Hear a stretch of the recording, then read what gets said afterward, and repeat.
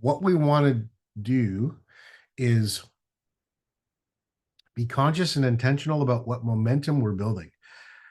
When we're unconsciously and chaotically shocked into dissociation, right? It's driven by fear and avoidance. And that's okay in the moment because we're allowed to be fearful and avoidant of dangerous things.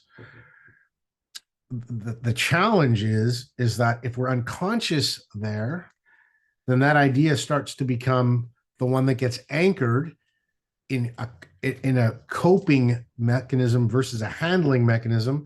In other words, if we get too addicted to recovering from fear and shock by feeling safe in escaping and avoiding, well, then we'll build a momentum of that to the point that it gets so powerful and gets so far away from anything at the other end of the continuum that when those things that are chaotic and scary happen to us, we will just automatically default to escaping, and we'll like lose the taste. We'll lose the feeling of being able to do anything but cope.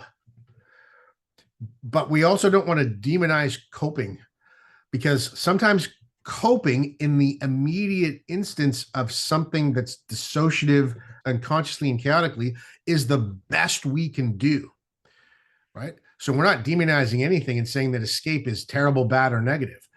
So when we can use escaping and avoiding consciously and intentionally, it sets us up to then reapproach that thing, okay, so that we can cessate the momentum of going in the wrong direction back to the right direction, right? Back to handling.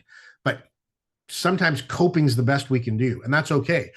When we can do all of that I just described consciously and intentionally, then escaping and avoiding, what it starts to turn into is evading, which is a different thing altogether than avoiding, right? Even the etymologies of those two words are very, very powerfully different.